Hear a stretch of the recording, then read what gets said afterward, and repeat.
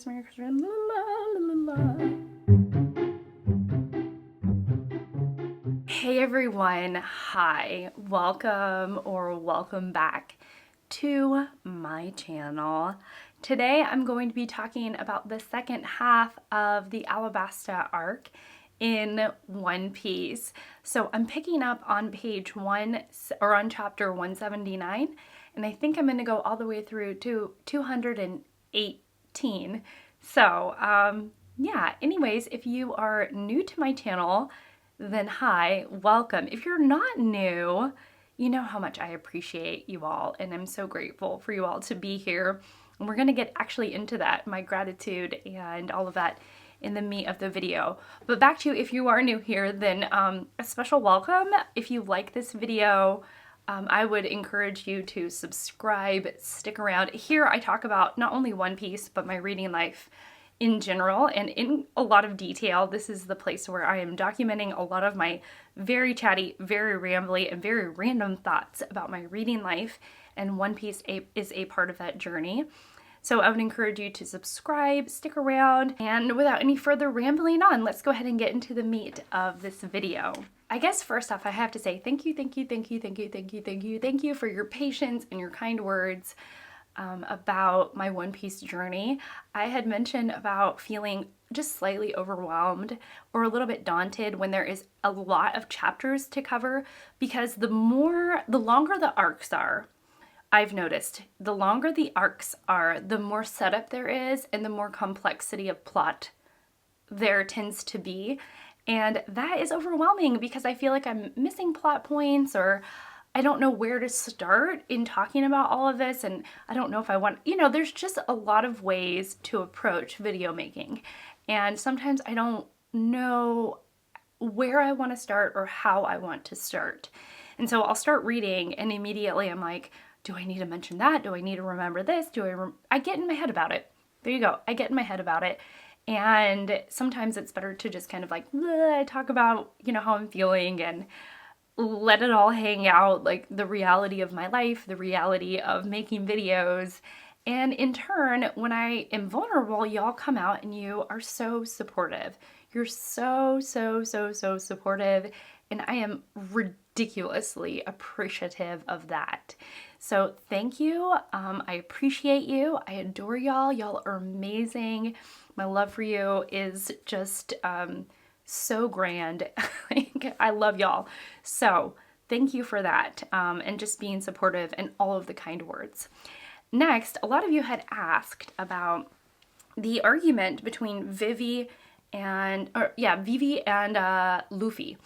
And so basically Luffy is like sitting around saying he wants to kick some crocodile hiney, and Vivi is very stuck on the fact that she doesn't want anybody to die. She doesn't want anybody from the rebel army to die, and she doesn't want anybody from the royal army to die. And he's like, so basically all of these, there's this massive conflict that has been building forever, and they are just itching to fight each other, and you think that nobody's going to die? And Luffy tells Vivi that that's naive, which is so funny because usually Luffy's the one that's naive, but he's, kind of truth-telling in this moment, telling Vivi that she's naive. And, he says that people die. It is finally revealed that Vivi is willing to give up her life to spare everyone else's. And Luffy takes issue with that. He's like, and yet you're risking your own life? And he punches her, and he's like, so you're willing to give up everything to save everybody else, and you're not willing to take any help. And he was like, don't you see the flaw in that thinking? Because you need help. You can't do it all on your own. And he is just, here she is, and she's got this iron grip on the situation, thinking that she is the one in control, that she is the one who can prevent all of this from happening, and only she alone can do this. And he was like, don't you see that flaw in your thinking? And what he's trying to do is trying to ungrip. He's trying to loosen her iron grip on this situation and say, like, if we all work together, actually, if you actually let go of control, if you can just relinquish some control and accept help, really that's the thing, and accept help from others, then your idea, your concept is actually going to be more carried through. There might be less bloodshed if you go in this while not thinking that you were going to sacrifice your own self, but rather going in with a team and with people that are going to help you, and that you are relying on others. Like, you have to rely on others in order for your dream to come true. And then I thought it was really interesting too, because she's like, I don't want any bloodshed, but my blood will be shed. And he was like, that is a flawed thinking as well. You're the one that's going to die for everyone else. And that sacrifice is essentially too great. And I don't know if it's, I'm kind of reading in between the lines, but he was saying there still will be bloodshed because it will be your blood that is shed for everyone else. And, and so it's like, it won't be a bloodless battle. It will still be on the back of your blood that people are going to live, and that's not okay. But yet, if you accept help from others, maybe we can all prevent this from happening. And I thought that was really significant. And I don't know why I didn't talk about it. I probably thought about it. I probably left it in my notes that I left in a place that I didn't want to go back to, or that I refused to go back to that day. And so, so there's that. But I did think about it. I just didn't consider the significance of it until y'all brought it up to me. And I was like, oh yeah, that is really good. And it really does show a difference in leadership. It's almost like a dictatorship versus a parliamentary system. And Luffy's right. Together they can create a difference. And so anyway, so then we get into the meat of Alabasta, which I'm still not done with, but I do want to check in before I read any further, and I'm excited to read further because so much is happening. We realize after I had my momentary mental breakdown over Luffy possibly dying, it was really hard to see him on Sir Crocodile's hook. Ugh, I did not like that. And he is left for dead in the middle of the desert. And what ends up happening is Miss All Sunday saves him, or her arms. Well, we know that Luffy is alive by his declaration of the word meat, which I was like, oh, Luffy, seriously? And then she says, well, she saves him, and she says, as one of those whose name is D. And he says, D, and then she says, just who are you people? And then she walks away thinking it's a waste of time to ask. And does he throw her his hat? Is that what happens? Some of you have mentioned that Miss All Sunday and her flower fruit is actually better maybe said as bloom fruit, which I actually quite like, because most of the fruit powers are one syllable, and bloom fruit fits more into that pattern. I'm not saying all of them do, but that actually fits more into that pattern than flower fruit. Like they have this conversation, this sort of mysterious conversation about D, and he throws her his hat, which we know is really significant.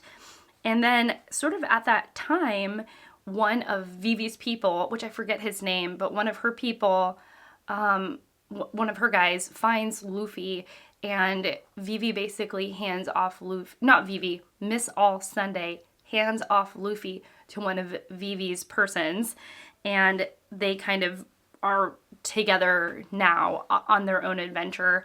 And we know that Luffy is alive, screaming for meat, saved randomly by, and maybe I'm missing something, and maybe context will, you all are very awesome at filling in anything that I may have missed. And so knowing that one of her arms end up, making sure that Luffy doesn't die, and then they have this mysterious D conversation. And then one of Vivi's people sort of swoops in and makes, is ensuring that he doesn't die, which I'm so thankful for, because I don't know, I'm very attached to Luffy. Oh, and then we find out that the original Baroque Works guy, what is his name? The guy, me, the music guy with the Baroque style hair. He looks like a famous composer who was supposed to have died on the ship at that one point ages ago is now, he's alive. And so I'm like, what is he doing alive? Is he actually alive, or is someone pretending to be him? And I was very surprised to see him. Let's talk about some tricks. Let's talk about some tricks, because sometimes they're just so fun. But as the Straw Hats are riding into town and they're about to land upon some Baroque Works folks, the Baroque Works are trying to figure out who Vivi is, because they don't want Vivi to come in contact and infiltrate Sir Crocodile's plan. And she has the most sort of sway. She's the most valuable persons at this point, and who might disrupt the plan the most. And so what ends up happening is, they're trying to see which one is Vivi, so they can hone in on her and get her. And they're all the Straw Hats are wearing identical capes, and they don't know which one Vivi is. And so I thought that was a really good trick. Also, as I had mentioned, when our mime guy, I forget his name, anyways, or their name, when the Straw Hats figure out that one of the Baroque Works folks can, change their appearance to any person, the Straw Hats were like, we need to figure out a way to identify who is a Baroque Works person and who is a Straw Hat. And so they tie bandages, or they tie cloths around, a piece of fabric around their wrist, and they're like, that's the mark. If you see the cloth around the wrist, if you see our wrist tied up, then you'll know that that's a Straw Hat. And then at one point, you think that that's a Straw Hat. You're like, oh yeah, no, that's a Straw Hat. There's the cloth. And then Vivi knows, she's like, actually, no, you're not a Straw Hat. And so we as the audience were like, wait, what? Huh? What's happening? And we realized that it was like a double fake out. Not only did they have the cloth around their wrist, but they actually had X's marked on their skin, so they could untie the cloth and show the X on their skin to truly prove that they are a Straw Hat. And so when our Baroque Works fellow doesn't have the X, or doesn't know to untie the wristband to reveal the X, then Vivi knows that he's not really a Straw Hat, that it is a ruse. It is exposing his ruse. And some of those are just really delightful. Those are just delightful moments when there's kind of like the fake out and the double fake out, and the double crossing, and who's tricking who at that point. And it's just great. I really enjoy that playfulness of Oda and of One Piece in general. One of the first battles that we see is Usopp and Chopper, who are pitted against Ms. Merry Christmas, Mr. Four, and the lasso dog. And I didn't realize that Ms. Merry Christmas is a mole, so she's all about digging the tunnels. And Mr. Four has this bat. It's almost like, what is that game where you're like hitting, I don't know if it's like hitting the mole, but like, where you're batting the mole down, and the object of the game in the game place that is very loud is to like, make sure that you, keep the mole down in its place. I think it's a mole. I might be wrong. But anyways, it kind of reminded me of that game. But instead you have the Ms. Merry Christmas, who's like digging tunnels and sort of popping up here, there, and everywhere. And then you have Mr. Four hitting random things at our Straw Hats. So at one point, one of my favorite moments is when poor Usopp gets hit by the bat, and like every bone in his body shatters, including his nose, which is in like 4 pieces. That really got me, and I started laughing at that. And then we see Chopper's like transformation. So we see another transformation, which I don't think we've seen before, which is the horn boost. And he looks like a vicious creature that can do some damage. And I really, really liked that. I think the last thing I'll probably say about like the Usopp battle is like, it's just, sometimes it's like the creativity of Oda is so fun and kind of, not kind of, it is masterful, but you're like, a mole, if a mole, a baseball bat, a regular guy, and a transforming reindeer, and a dog that can shoot baseballs all got together and had a fight, what would that look like? And not that I've ever even dreamed of something that random, but you see that battle play out, tournament style, and you see who wins. And it is just so cuckoo's bananas crazy, off the rails, wild, that is, I don't even know. So yeah, and it's delightful, and it really kind of brings out the silliness and the fun in the heart of everything. But I think coming up is one of my favorite battles, and so we're going to talk about that. So one of my favorite battles, as I mentioned so far, is between Sanji and Bon Clay. I'm not going to lie, I had to look up Bon Clay again because I could not remember. And as they're fighting, he's using different shape-shifting, his shape-shifting powers or miming powers to take on the face of Sanji's friends. And he's like, would you kick a friend? Would you kick one of your friends, one of your people?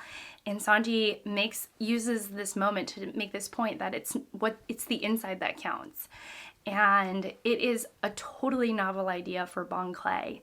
And so in a lot of ways, that is to Sanji's advantage, saying that, like, I can punch you and kick you and know that you are not my friend, even though you look like my friend, because on the inside, that is not who you are. But it's really neat that is such a novel idea to Bon Clay, and it really reveals, his naivety and approach to the world. And in a lot of ways, even though Sanji says that it's the inside that counts, of course, the moment that he turns into Nami or any of the ladies, it's one of Sanji's downfalls. So you still see that even though the logic is there, the struggle is real. And then also, ultimately, at the end of their fight, Sanji figures out Bon Clay's weakness, and at the end of it all, Bon Clay is laying there and he's like, do it, just kill me, my life is over, it's over according to the organization, like, I can't be a part of Baroque Works because you beat me. And Sanji puts out his hand in terms of friendship, or not in friendship, but like as a good fight, we can move on now. What a great fight we've had. We can shake on it. And now you're going to leave me alone because I won and I'm going to live my life. And that's it. And I don't have to finish you off. I don't have to kill you. And, he said, so good fight. There's nothing more to be said. And it's just, that is what breaks Bon Clay. He said, this man is living proof of grudging respect between enemies. And ultimately, sobbing about that, because that is such a high moral idea. And it's like the idea that we all want to live up to, that even if we are vicious enemies, that there is a sense of respect at the bottom of it all. And then, he's like, I'll be back, kind of thing. And, Bon Clay's like, wait, are you going to finish me off or aren't you? But the fact that it's such a novel idea and that it touches Bon Clay so deeply really moved me as well. I thought that was such a great moment. Oh, and then, they do, like, at this juncture, they're doing, like, who's the winner of this battle? It's Sanji. The spoils of victory is a dubious friendship. And I was like, oh, are we going to see more of Bon Clay? What is the future between Sanji and Bon Clay? And then we have our third battle. Well, Sir Crocodile shows up and, says some words to Vivi. She's like, we're in trouble here. But then we have our third battle, and it's with Zoro and Nami. And I love that because they have such a sibling-like relationship. Like, they'll fight tooth and nail, they'll be angry with each other, but yet Zoro looks out for Nami and Nami looks out for Zoro. And Zoro is fighting against Mr. One, who is the human sword, which is such a great, I haven't finished this battle yet, so I don't know what's going to happen, but that is such a great nemesis for Zoro. You know, it's like, oh, the swordsman against the human sword, you know, who's gonna win and how are they gonna do it? That's the biggest question. I think that's what's great about it, is that a lot of times it's not just the cuckoo's bananas crazy weird who's pitted against whom and like the absurdity of it all. It's like, how is this going to tie up in a way that makes sense? And I think the first time I experienced that was Buggy. And one of the reasons why I can really appreciate the character of Buggy, because it's like his body parts come apart. And so how do you beat something that can kind of slip through your fingers and also has a lot of power? Because if you can just send your hand to go fight a battle or to slap somebody, you know, 50 feet away, how are you going to win at that? How the Straw Hats did beat Buggy, or really how Luffy beat Buggy at that point, was so satisfying, and it was so clever, because in a lot of ways, you know, Oda created this character that was so weird and odd, and like, yeah, how do you beat a guy that can do that thing and take his self apart? Like, how do you win something like that? And then he answers his own absurd question with something that makes sense, and that is a lot of fun to experience. And that's one of the things that's great about it all. So you have the human sword against the swordsman, and then the big, fun, entertaining question at the bottom of it all, like sort of the more surface level stuff, is like, how is this going to play out? How are you going to win this one? And I'm excited to see where that will go. Oh, and then it was really cool because Zoro had an offer to be a part of the Baroque Works, and he turned it down. And I thought that was cool, like a cool little backstory moment. I'm like, oh, we could have seen Zoro here as a part of Baroque Works. And then, you know, Zoro, you know, you realize that he has, you know, higher ambitions than just working for Baroque Works and all of that. But I was like, oh, that's kind of a cool world building moment. I'm like, every moment is one of my favorite moments. I want to start every sentence with one of my favorite moments is, but something that stood out to me is Mr. One says, you're just the swordsman of a little band of no account pirates. And Zoro says, what if I am? What are you? You're a mindless puppet who's been sold a fantasy world, which is a nod to Pinocchio. And he says, or maybe you're more like a hollow tin soldier, which would be a nod to the Wizard of Oz. So our like final battle, which again I'm still not done with, is the woman with spike powers, the spike fruit, and Nami. And Nami is really good at selling herself short, so the enemy thinks that she's like this inexperienced young girl, and she's really not. You know, she's a lot more powerful than I think her enemies perceive her to be, which I think is a superpower of hers.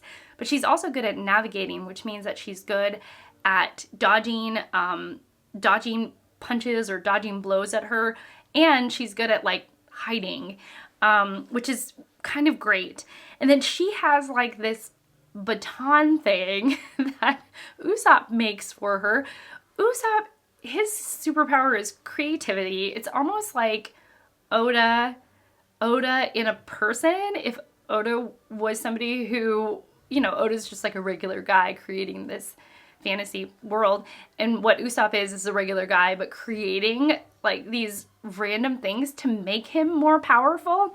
And so he ends up creating this baton thing, and for a little while it is like so comical as Nami's trying to figure it out.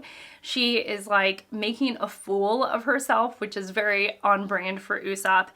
And then she kind of figures out ways to make it work for her, like making really close mirages to trick the woman with spike fruit. And so at some points I was like, oh my gosh, I thought Nami was a goner, because it looks like our Baroque Works spike fruit woman has won, but instead you see that she's just figuring out the tool that Usopp created for Nami. And so that is great. And you see them fight, and actually you see Nami win. I think I did finish that battle. I didn't finish the human sword battle. So we're getting to that. And then you see, I just want to mention it because I don't really know what this is actually about. You see Sir Crocodile ask for Pluton. Do we know what that is? I don't think we do. He says, "You scoundrel." The king is like, "You scoundrel. Do you even, like, how do you know about that?" And do I know what that is yet? I don't think so. More to come. So I have some chapters to go. I don't know exactly where I'm at. Let me see. I'm on chapter 193. I'm really enjoying what I'm reading. I hope that this makes sense and I'm not too frenetic in this video. And I will check back in when I have something more to say. I'm back again. I had a nap. It's the same day I had a nap. I'm feeling better. I had a massive lunch, a nap, a couple cookies. So I'm like ready to do this. And I am now at chapter, I think 203 or 204. And yeah, things are really cooking. So Pluton is the weapon that can vaporize an island to smithereens. And that is ultimately what Crocodile is looking for. It's also so reminiscent, so inspired by Peter Pan, because Captain Hook, at least in the Disney Peter Pan movie, Captain Hook gifts Peter, he gives him a gift, and he's like, don't open it until a certain time. And in that gift is a bomb, but it's tied to like a ticking clock. And as we know, a bomb it's going to set off in the Times Square in One Piece is ticking down to, you know, its explosion, and Crocodile is really betting on that bomb to go off to just kill a bunch of rebels and royal army people, and there's all this chaos, like everyone's gathering and fighting, and there's all this turmoil in the town square. So meanwhile, we have Zoro, and he has this memory. We go back into his memory, and he remembers his sensei saying, the blade that what does it say? The pinnacle of swordsmanship is power to protect what one wishes to protect, and cut what one wishes to cut. A blade that injures all that it touches isn't really a sword. So, of course, the swordsman, so this thought comes up, let me go back. This thought comes up in Zoro's mind, and he is pondering it. He keeps on thinking about what that means, because Mr. One is a human blade, and it just sort of cuts without discrimination. It's just cutting everything. And so Zoro keeps on thinking about it. So Zoro has this moment where he it's like he goes deep within himself, but he also is connected with so many other things. And this is during his battle with Mr. One. And he says, the rocks breathing, the trees with heartbeats of their own, the earth itself is breathing. And then he remembers the quote again, and it's like he all of a sudden is connected to everything, and then he can hear the steel breathing, and it's like he understands what he needs to do in order to beat the swordsman. He's not even a swordsman, the man who is a sword. And it's like it's like he becomes one with everything, and in that he becomes one with his sword. He's just so deeply, intensely focused on everything, and it's like he understands his sword, and more importantly, his sword understands him. And I mean, it's just awesome. It's just fantastic, and in that way, he is pretty much able to beat the swordsman. I just love that moment. It's like this super zen, super focused, super meditative moment where he really focuses on what's important and then goes for it. I love it. I love it. One big part of this whole arc is uncovering exactly what Sir Crocodile is doing, and I think Chaka and Koza, who I called Kuzu, I think, in my last video, but Koza also are, it's like they're, because Chaka is fighting for the royal army and Koza is fighting for the rebels, and it's like all of a sudden they finally realize that all of these pieces have been strategically put together by Sir Crocodile to create chaos in the town square, and then, you know, that there is going to be a bomb going off in the town square. So, you know, frustrating. And of course, Vivi, she fights with her full heart, she fights with her full self. And it comes to this moment, you know, even Sir Crocodile's kind of like, he talks down to her. He's like, you know, are you seriously still fighting after all of this? And like her response is of course, it's so important to me. Of course I'll fight for what I believe in. And so, you know, he takes her and he drops her off the edge of a building. And right then and there, we see Luffy, who we haven't seen in a handful of chapters, to say the least. And he is swooping in. And he's got this like barrel with him, and he's like, I made it in time. And she was like, nobody can hear me. And Luffy goes, but I heard your voice.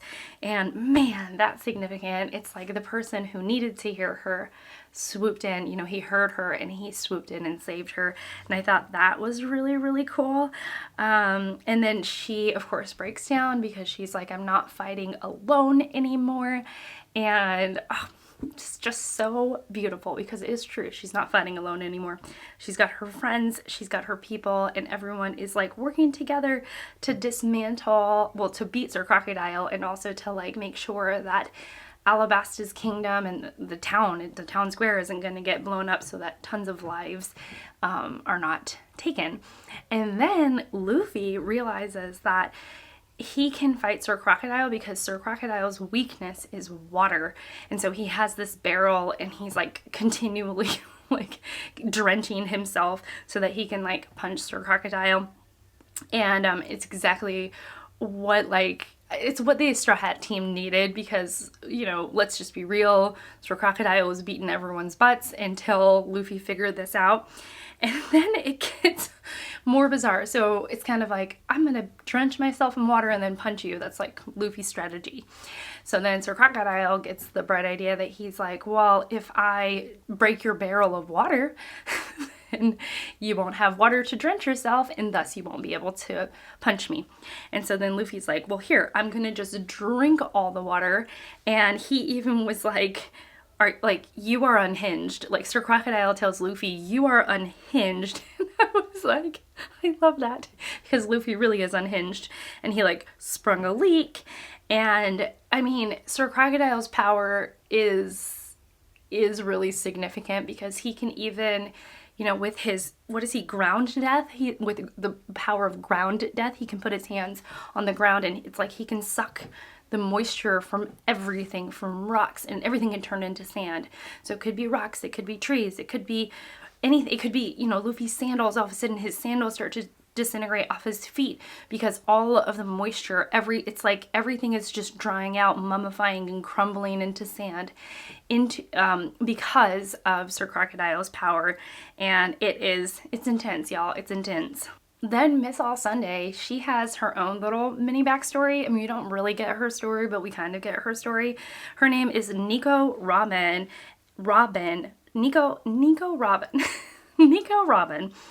And she was accused of sinking 6 marine vessels when she was only 8 years old. She is a top-level public menace, and she's worth 49 million berries. And she has teamed up with Sir Crocodile. And because of she can read the ancient lettering that tells you, or supposedly tells you, where the Pluton is hidden. And so Sir Crocodile needs Nico Robin, who is Miss All Sunday with the bloom fruit. And so she knows that's why she hasn't been killed. And so she is trying to, it's the poneglyph, almost like that's the area in which it is written where, or supposedly it's where it's written where the Pluton is, it's like going to give you the location of the Pluton. And Nico Robin can read it. But when she finally gets to the place where she can read where the Pluton is hidden, it's just the history of Alabasta. And in that moment, of course, like when Sir Crocodile well, wait a second. I'm sure I'm all out of order, but you know what? That's okay. Sir Crocodile first, before he finally teams up again with Nico Robin, he ends up like drying up Luffy, not to the point of death, but to the point where even Luffy was like, I ate a lot of meat, I should be refreshed. And yet he needs to like go refresh himself with a little nap. And so he like falls asleep on the grass. And meanwhile, then Sir Crocodile meets up with Nico Robin and she's like, look, this thing that was supposed to tell us where the Pluton is hidden is not telling us where the Pluton is hidden. And then of course, Sir Crocodile double crosses Miss All Sunday. And yeah, it's not good. It's not good. So we're really off. We're off to the races. I know that was a quick check-in. I'm so excited to find out what's going to happen. There's also this really lovely extra intensity because you have the time ticking down. So you're like, I really hope that the town square is not destroyed. Also, like, Koza gets shot. I really hope that that was a lark and that he's okay. I don't know. So lingering questions. I hope that Koza is okay. Again, he was shot at some point, and while he's trying to, actually he sort of figures out Sir Crocodile's plan and he tries to call off the attack. But as things are really heating up in the town square, he gets shot. And so he's kind of out of the picture, but I hope he's okay. I mean, I always have that hope. And oh yeah, even the things in the town square are getting messier because the lower levels of Baroque Works, the millions and billions, are like crowding in and starting to get their hands in the fight in the hopes of being able to move up eventually. And poor Usopp is like all messed up. He's all bandaged up because his like all the bones in his body were broken. So that was a really like, I don't know, I feel bad for him, of course. And like, I think one of my favorite parts, again, is when everyone is back together. You know, they've all been fighting their separate battles. Luffy's been with Sir Crocodile, and Usopp and Chopper have been fighting their battles, and Zoro and Nami have been fighting their battles, and Sanji's been fighting his battles, and so they come back together and they have this like sibling moment in which Sanji's just like, why is Nami hurt? And he's like screaming at Zoro, and Zoro's like, she's fine. And we get to see Usopp, who's just all broken and a mess, and you just see them bicker and argue, and it's almost like this really lighthearted reprieve in the middle of this like super intense and fantastical and amazing ticking time bomb kind of battle that is, I think, very quickly kind of coming to a close. I have like 15 or so chapters before the end of this arc, and it's just really flying by now. So good, so fascinating. I'm really, really loving it, and I'll check in when I have more to say. Luffy has a really interesting choice to take a nap. Not really sure what that was about. Then he wakes up and he's telling Sir Crocodile that he wants to take back what was stolen. And Sir Crocodile is like, what, you know, very villain-esque. You know, what have I stolen? Money, honor, trust, life, the rain? There's so much that I've stolen. And Luffy's like, no, I want the kingdom back. And he wants it back for Vivi. And Sir Crocodile is like, well, the kingdom's been gone long before I stepped foot on it. And or step foot in it. The kingdom has been already gone. Luffy says that that's not true because if the kingdom was really hers, if the kingdom was really Vivi's this whole time, she would be laughing a lot more. And I was like, the emotional intelligence of Luffy. Like, he's always taking the temperature, the emotional temperature of the room, of his friends. And it's so sweet and kind and like in tune with his friends to say that if things were the way that she wanted them to be, she would be laughing a lot more. And I was like, that's so sweet. Luffy just continues to be a favorite in my soul because of that. He's just so, like, as much as he can make sort of idiotic choices and not the most intelligent choices. Oh my gosh, I'm getting emotional. He's just so, he's so empathetic to his friends, and he just wants he wants the best for them. And so then him and Sir Crocodile get in yet another fight, and things are going really well.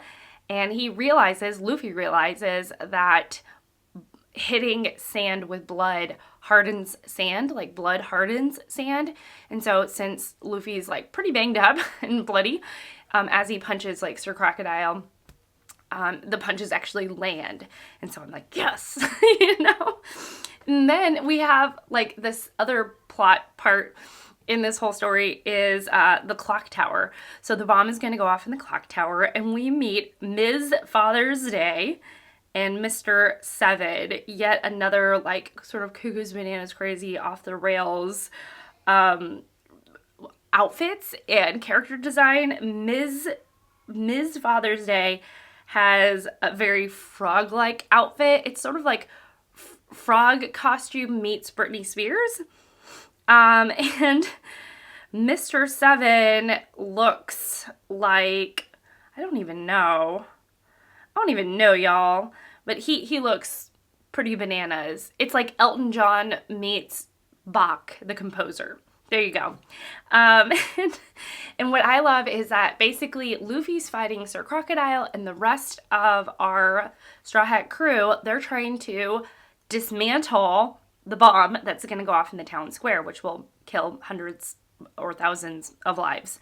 And they all have to work together. So they see the clock, and inside the clock tower is the cannon that is going to shoot the cannonball into the bomb into the square.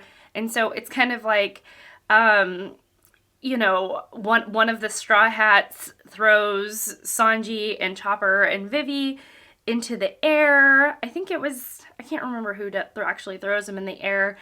And then Sanji like kicks, you know, they're all working together, but like Sanji kicks Chopper to fly further up, you know, the force of his leg to throw him and Vivi even higher up so that Vivi can get into the clock tower to cut the fuse that is going to set the cannon off, only to find out that the cannon is actually on a timer, so it doesn't matter if she cut the fuse or not, it's going to detonate anyways.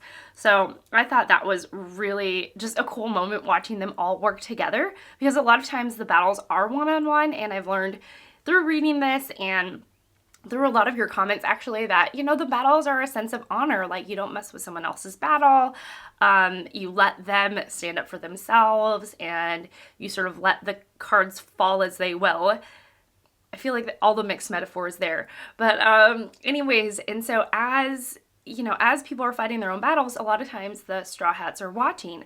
But this was one moment where they're all really working together, or one of the moments when they're all working together, and I really love that. And then we get back to the theme of friendship, because Sir Crocodile says, "What's a friend or two? Abandon them, spare yourself. From all the trouble, don't be such a fool." And Luffy says, "Like I said before, you just don't get it.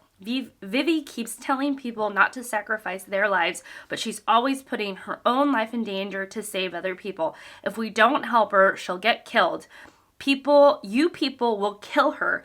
And it goes back to, I don't want her to die because she's my friend. And that's what Luffy is saying. And it's just so beautiful. It's back to friendship and caring about your friends and working together and caring about others. And then the epitome of villain in this is those who are selfish, who want to work alone, who are garnering power, you know, and don't care about anybody else. And I just love that that dichotomy, you know, caring versus not caring.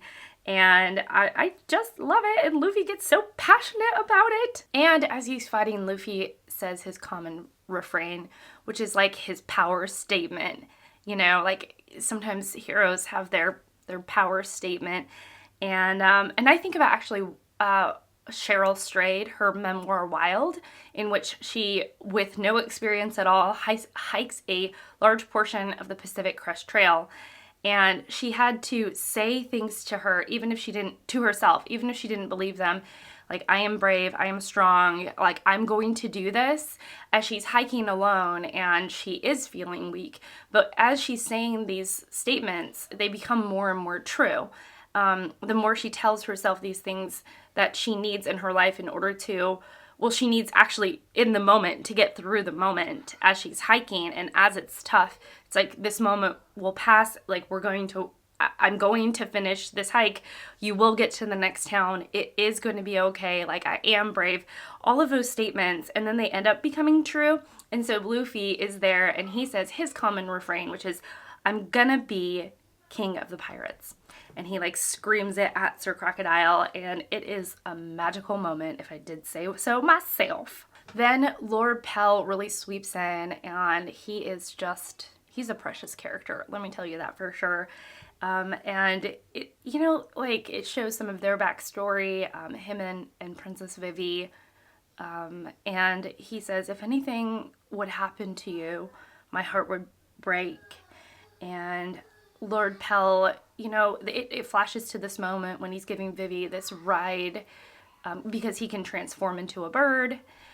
Lord Pell was actually the one that saved Luffy. Well, the Bloom fruit, devil fruit, Miss All Sunday, she like digs him out of the sand, like one of her arms or a couple of her arms dig Luffy out of the sand. And then Lord Pell takes him from the desert to where the fighting is happening. So Lord Pell has actually played an integral part in the plot of this story and of this arc. And as the Straw Hats have realized that even if the fuse isn't burning, that the bomb is going to detonate anyways. And Lord Pell, it's revealed that Lord Pell and Vivi have this bond, and that they have this backstory in a lot of ways. And he tells Princess Vivi that serving your family has been the greatest honor of my life. And, a lot of this, a lot of the Japanese culture, and a huge theme in this story is about honor. And it's just beautiful. It's just beautiful. Also, even after Luffy beats Sir Crocodile, there's still fighting going on. And so it's like, oh my gosh, like, even though the Straw Hats won, like, the bomb didn't go off because of Lord Pell, and even though Luffy kicked some crocodile butt, it's like his desire is still happening. There's still chaos, and there's still, like, the chaos has already started, and chaos has a force of its own. And so it's like, how do you stop something that's already been, like, that has been moving, that has been going on this whole time? How do you stop, like, a moving train, like a force? And what ends up stopping things what ends up stopping the fighting is the moment that the rain falls. And it's beautiful. Like, it's just so beautiful. It's like, I don't know, it all comes together. And then everybody kind of has this moment where they, like, wake up from this rage and they are awoken from this moment, and they can actually appreciate they can appreciate the thing that they've been missing this whole time, and the fighting has stopped. And it is so satisfying. And so I still have some chapters to go. I'm trying to check in, like, closer to when I read things. Otherwise, my brain is like a mess right now. I'm so close to spring break, and I'm so ready for it. Okay, so I'm on chapter 211, and so I have a handful of chapters to go before I finish this arc. But boy, it has been a rip-roaring adventure. The time ticking down, the Luffy with Sir Crocodile, and the fighting, and the Straw Hats working together, and Lord Pell swooping in at the end, quite literally. I mean, it's been incredible. I've been mesmerized by it. I've been in its grips, and it's like once the battle started happening, I was like, oh yes, I can see this going very quickly. And so I have almost not been able to put it down, and it's been a lot of fun. So anyhow, I will come back when I have finished. Y'all, I finished last night, and it was amazing. And there is some to talk. We gotta talk. Okay, so what am I doing? Okay, so I think I ended with, like, things started to rain, and there is you know, things in Alabasta, the rain is coming. It's raining. And, you know, it's just, it's so great. It's just so great. We have everyone that's just kind of, you know, a little bit of, there is some time, a couple of panels and a couple of pages spent to like clearing everything up. Like, there were the townspeople that said, we saw the king destroy Nanohana in our eyes, and that the royal army shot Koza. But really, you know, they end up clearing up everything. We found out that Igaram, the Baroque haired guy, singing person, probably named and inspired by the Baroque era of music. You know, he's alive, and everyone was just like, everyone sort of figures out that Sir Crocodile manufactured everything and started all the chaos and the war, in the world of Alabasta. He started the conflict in Alabasta, and I just, you know, everything, it all comes clear. And they get back together, and it's beautiful. Y'all, it's beautiful. There were some panels that I'm not going to insert because I don't want copyright strikes. I haven't gotten any, thank goodness, by the way. I have not gotten any copyright strikes, and I really hope to goodness gracious that I don't, because that would scare me to pieces. So yeah, but there were some panels I would have loved to have included because they were so good. They were so, like, sweet and incredible, and I loved it. It was so great. The panels I'm talking about in particular are all the Straw Hats walking, like, after their battles, they're, like, walking down the street, and Luffy is on, I think, the king's back after his fight, and it's like, it is finished, it is over, we're done, we won, and, like, just having, like, in some ways, the victory walk, but like you're beaten and broken, and you're beaten up, rather. You've not lost, and you're broken, and oh gosh, and they're just walking to victory out of the fight, you know, and it's just so good. It's so good. So when everything is said and done, the Marines end up giving aid to the Straw Hats, and, you know, and Captain Smoker actually gives the Straw Hats their credit, saying that it was the Straw Hats, it was the pirates who beat Sir Crocodile, and Sir Crocodile was evil this whole time. And then there's this woman who seems like it's Captain Smoker's like equal or boss, or like someone else who's involved in the Navy, and I didn't capture her name, so maybe y'all can help me out in the comments down below.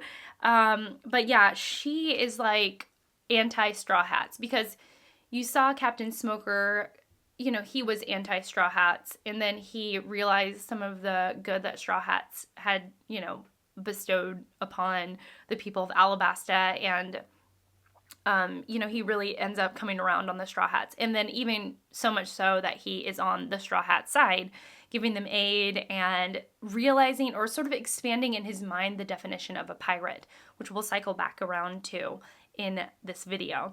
And so, you know, he has a different perception of what Straw Hats mean. And then this woman, she's like, don't let anybody know who actually beat Sir Crocodile. We don't want the word to get out about them. And the government doesn't want the word to get out about the truth.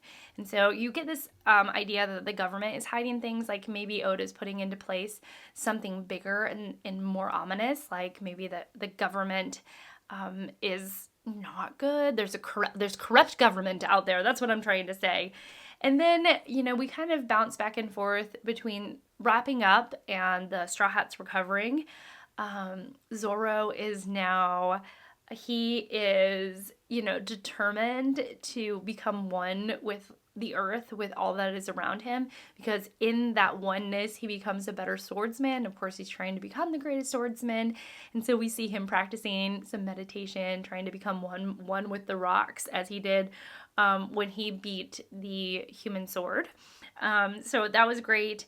And then Luffy wakes up, and the first thing that he sees or wants to know is like, where's my straw hat? Always just reiterating and reminding the audience that his straw hat is priceless to him, which I loved. I just loved. And the straw hats are, in a lot of ways, on their way. So then we see Bon Clay, who is aboard the Straw Hat ship, and Bon Clay is like totally transformed by this idea of friendship. And he is, or they, I don't know, pronouns, no, I'm not sure. I'll say they. So Bon Clay, they're willing to save, actually, they were willing to save the Merry-Go from Navy capture. Oh my gosh, that's Harry. He must be seeing, it's my dog. He must be seeing like something. Sounds like a squirrel. Like he's barking at a squirrel. Something exciting, like a squirrel or a bird to him. Anyhow, so Bon Clay, saved the Merry-Go from the Navy. This is where we're going, and it's because of friendship, in the name of friendship. So this idea of friendship has just utterly changed Bon Clay's life, and they end up saying, you can stray from a man's path, you can stray from a woman's path, but you cannot stray from the path of mankind. Scatter, my friends, to the true sky. Tell us, make it bloom. Oh, come my way. And then it's, shall we dance? Oh, Hina is the woman who's above Captain Smoker and just a mess. She's a mess about things. A lot of this last little bit of Alabasta, Oda's kind of playing with the audience, and because Vivi is supposed to, she has this decision, is she going to be a straw hat? Is she going to follow her heart and seek adventure? And is she going to do that, or is she going to take her place on the throne and rule over Alabasta? And she really struggles with this. It's like, in some ways I saw it as like duty to one's position in the world versus what one wants to do, the desire of the self. So duty versus desire. And there's a little back and forth, and you're not really sure, but is she going to become a straw hat? And at one point you're like, no, she's not. And then yes, she is. And then no, she's not.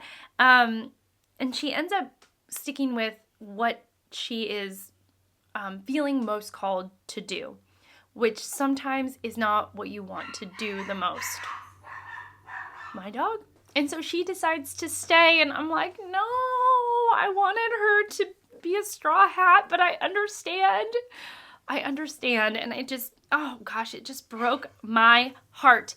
And that, oh my gosh, I gotta get Harry. I was totally wrong. It was not a squirrel or a bird. It was it was the fact that there is prom going on tonight. There's prom tonight. Tonight is the prom for a lot of schools. And our people across the way in my neighborhood have prom-aged going children. And those children are getting their pictures taken in the front yard. That is what is happening. Oh my gosh, y'all, my eye. So Vivi decides to stay, and she does it with a broken heart. And I really admire Vivi's decision. What do you think about Vivi's decision? Should she have gone? Should she have stayed? Let a girl know. And then, the signaling back to the X route, the X as the double identity, because how they were going to wrap their wrists to fool Bon Clay. No, in order to because Bon Clay can take anyone's identity, the first thing that they were going to do was tie their wrists up. And then the second, Harry, no, those prom people are going to still be there, and my eye still itches. Oh my goodness, this video is falling apart. Anyways, the whole wrist thing, the X on the wrist, it was their mark to identify themselves, okay? So then they said the X used to mean something bad, The X was a bad thing at first. And now the X means something good. The X means no matter what happens from here on, our left arms will bear, I think, the mark of friendship, I think it was. I only screenshotted one of the panels. But anyways, I was like, oh my gosh, I love that. And all the straw hats with their wrists in the air. I thought, oh my gosh, amazing moment, amazing drawing, amazing moment. I loved it. It was like one of those things where I wanted to just print it out and I wanted to like put it on my wall and cry because it was so beautiful. It was so beautiful. I'm always interested in what people's devil fruit powers are. Do you want to see my little sweet baby? Anyways, I'm always interested in the people's devil fruit. So Hina, she has the bind fruit. So she can tie people up very easily, very quickly. And and I guess that was it. I don't know. I had that noted here. Oh, and then like the final twist of the whole thing, you know, after we all dry our tears from the straw hats and their backs and their wrists in the air, showing their mark of friendship and solidarity and wonder, we realized that Miss All Sunday wants to join the Straw Hats. And I was like, oh my goodness.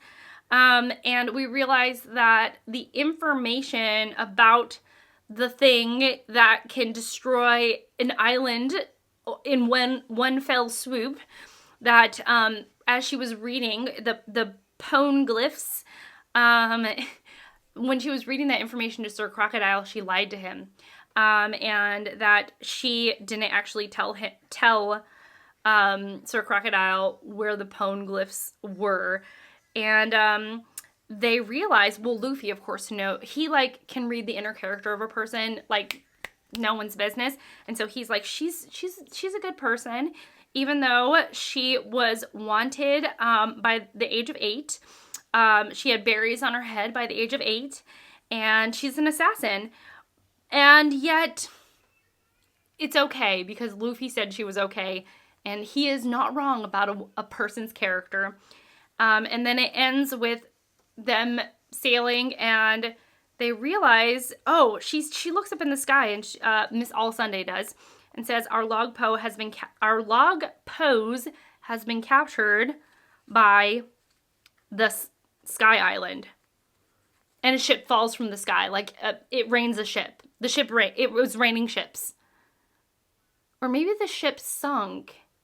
Like if it's an island in the sky and the ship sunk and then it fell onto the surface in which Luffy and the merry-go is. So it like fell from the sky and landed, it like sunk onto the surface of Alabasta, or like the seas of Alabasta, because it's in the sky. I don't know. I really don't know. But I was like, oh my gosh, we have like another straw hat, kind of. I don't know if she's a real straw hat. She might be a fake straw. Well, only time will tell, y'all. Okay, I think Harry got enough love. Enough for me to close out this video. I think that's it. Yes, and then that's it. So, that is it. What an arc. What an arc. Oh my gosh, I loved it. Y'all were just so incredible and supportive about like make videos when I want to make videos and not to push myself and not to feel overwhelmed. Not telling me not to, but like being very understanding and encouraging about that. I really deeply appreciate that. So anyways, point, oh my God, hair all over me. Point is that we said goodbye to Vivi. We said hello to Miss All Sunday, who seems to have a lot of layers. And that's where we leave off. And the just amazing moment, one of the most amazing moments, is the whole cross thing, the cross on the X on the wrists that signifies something good rather than something bad. I just love that moment. It was so good. I was like, I love it so much. I love it, y'all. So I'm having a great time. Off to the next arc. I don't even know the name, but I imagine that I'll actually be back pretty soon. I'm on spring break right now, so I have a little more time, a little more wiggle room for a few days, and I am going to be reading myself some One Piece. So that's it for me. Thank you so much for watching. Thank you so much for being here. I really appreciate it, and I will see you all in my next one. Bye!